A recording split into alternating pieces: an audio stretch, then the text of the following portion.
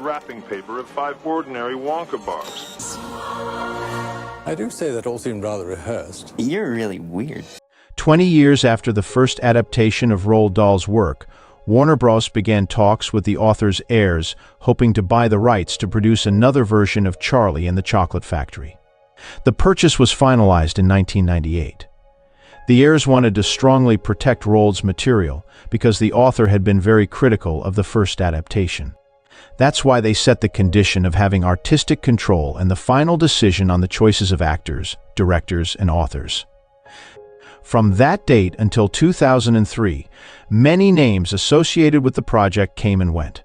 Nicolas Cage was close to being Willy Wonka, and names like Gary Ross and Martin Scorsese were mentioned as possible directors. But as we said, everyone ended up far from the project. In 2003, it was announced that Charlie and the Chocolate Factory would be one of the biggest titles to be released in 2005. And Tim Burton would be the one in charge of directing the movie. After the acceptance of all Dahl's heirs, Tim decided to start the project from scratch, discarding everything that had been done previously. In the drafts written earlier, Wonka was given a prominent role as a father figure to the children, and Charlie was a very special young man. This was everything Burton didn't want. That's why he hired John August, a screenwriter with whom he had worked on Big Fish. He had not read the original book nor seen the film released in 1971. He began reading the book but was never able to watch the film because Tim Burton forbade it. Tim wanted to be as faithful as possible to the original material but also sought to distance it slightly. He wanted the film to reflect his signature strokes of darkness, typical of Dahl's style. One of the issues he wanted to modify was to explore more about the character of Willy Wonka. The director wanted to know more about why Willy was looking for an heir. That's why he decided to deeply explore his childhood. How did he become a chocolate magnate, and why had the factory been closed for 20 years? In those modifications, the character of Wilbur Wonka, Willy's father, was born. Tim Burton is a director of very particular creativity. His vision is impossible to imitate by others, and in this film, everything would come out of his mind. He wanted a very particular world and very particular characters. As Tim is a great artist, he took care of drawing absolutely everything for the film so that the rest of the team could understand it. He showed what Willy and all the children and parents who would enter the factory would look like. The director had 2 options in mind to play Wonka: Johnny Depp, an actor he loved, and his second option was Dwayne Johnson in case Depp did not accept. But Depp loved the project and agreed to join. The rest of the cast was formed by Freddie Highmore as Charlie, Anna Sophia Robb as Violet, an actress who conquered Tim from the beginning and who practiced karate for a month non-stop to perfectly understand her character, Julia Winter as Veruca, Jordan Fry as Mike, and Philip Wiegratz as Augustus Gloop, who went to an audition as a joke and they loved it since he met the 2 requirements, being German and physically resembling the character. But one of the most important roles was to be played by Deep Roy. Tim had decided from the beginning that only one actor would play all the Oompa Loompas and wanted a convincing actor. So he chose Deep Roy, with whom he had worked several times before. It was not easy. We could almost say it was torture. He had to do all the dances, all the sequences, several times in different ways, playing different Oompa Loompas. His workdays were endless. They involved learning many different disciplines. They rehearsed with him for 3 months before starting to shoot. He had to learn to dance, to play different instruments, to do mountaineering, to cut hair, to do Pilates. He had to get into boxes as if he were a specialist at a time to achieve a better interpretation. They brought actors to do their other versions, so he could have another perspective, and so they managed to entertain him more, since the days were very lonely.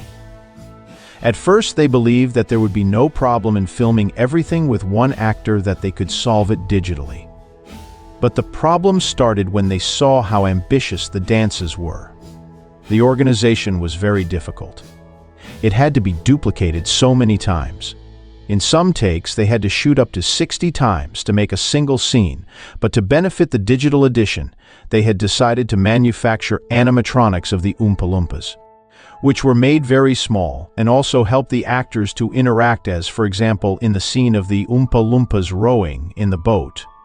They created 60 animatronics to complete that sequence. These had a structure inside that allowed them to lean back and forth. To bring the world of the film to life, the first step in the design process was to establish two contrasting settings. The city, characterized by gray colors, identical houses, straight lines, and an architectural style that blended elements from the United States and England to obscure its actual location. On the other hand, the interior of the factory was designed to be vibrant, filled with an array of colors, diverse textures, and vivid, distinct elements. The city was practically built entirely, a life-size version, and then a model with hundreds of houses to use in the wider shots. Almost all of the factory set was built with foam blocks on wooden bases, and on top of this, there was grass made of sugar. So everything we see as grass can be edible. Tim Burton wanted as much realism as possible because, according to him, it is a film of textures. It was important for them to build the sets, to make a believable chocolate river, to make a believable waterfall, to offer real things to react to. They had to show the studio that they could create a believable chocolate river to discard the digital version. They spent months testing substances, thickeners, and colorants, and began to make a selection to show Tim they did not want to repeat the result of the previous film. They didn't want it to look like dirty water. Johnny Depp was surprised that in his first participations in pre-production, there were only a few small buckets with this chocolate-like substance. And when he returned, there were tanks full of liters and liters of it. They first made 200,000 liters, which took 5 days to place on the set. Everything had to be done carefully as it was very expensive. It cost almost £2 per 4 liters of fake chocolate.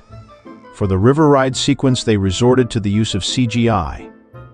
The actors had to film in the real boat, which had the particularity that it was controlled through a miniature version of the same, where the technician was the one who gave it the movement. Then it was taken to the editing room and given the necessary dynamism to pretend that they were on a real chocolate river. In the original book, each child suffers a different tragedy, and after each of these, a chorus or a poem is heard. Tim wanted to take that to another level, giving it a much more musical aspect, but respecting the lines that Dahl had written for each moment. For Augustus, he envisioned something very fast and dynamic. For Mike, he wanted a fast-paced Oompa Loompa rock tune that mimicked Queen. For Veruca, he aimed for a calmer but psychedelic sound, something very hippie. For the scene depicting Augustus's fall into the chocolate river, they had to test the prosthetics on the actor to ensure they were neither too heavy to sink nor too light to float. Additionally, the prosthetics needed to be free of any real chocolate. The actor suffered due to the coldness of the substance. There was also a concern that if it entered your ears, it was difficult to remove and could impair hearing, so it was crucial to protect anyone submerged in it effectively. For Violet's sequence, they made her a special suit that actually began to swell and appeared to turn into a blueberry. All of them filming with this procedure in a studio was not going to use CGI. However, after filming and at the time of editing the film, Tim realized that the result was not what was expected, so he decided to redo it digitally. But undoubtedly the most difficult of all was the sequence for Veruca. For this, Tim had asked to do it with real squirrels, which presented quite a challenge. Squirrels are very clever animals, but extremely wild. They do not like to be grabbed. They escape easily. So working with this animal was very complicated. Months before starting the shooting, they began training the animals. These squirrels had to be trained to run to the desired place, to jump on people, and the smartest ones were going to be used to peel the nuts. Little by little, they trained them to open those nuts that they were leaving inside and not to eat them. It took the animals thousands of repetitions to understand what they had to do, how they had to do it so many times they couldn't give them real nuts, so they made plastic ones. The problem is that the squirrels still ate them, so they made other fake nuts, but this time they used dental acrylic so that they couldn't pierce them. They didn't want the squirrels to bite them but still be able to complete the exercise. The other training they had to practice was for the squirrel to hit the nut and then try to listen to what was inside. At first, it was not as Tim wanted. He asked for a more human movement, so the trainers realized that they could manipulate the nut with a rod and then digitally remove it. All the sequences required 200 squirrels, and in reality there were only 40. So they were digitally replicated and with other animatronic versions of the animals.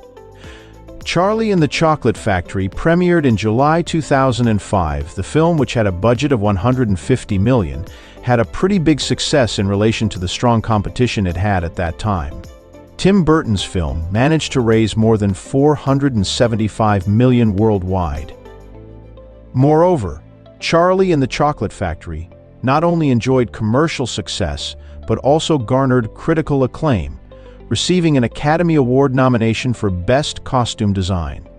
Its innovative visual effects and imaginative set designs set a new standard in film aesthetics, solidifying Tim Burton's reputation as a director who transforms literary classics into visual spectacles.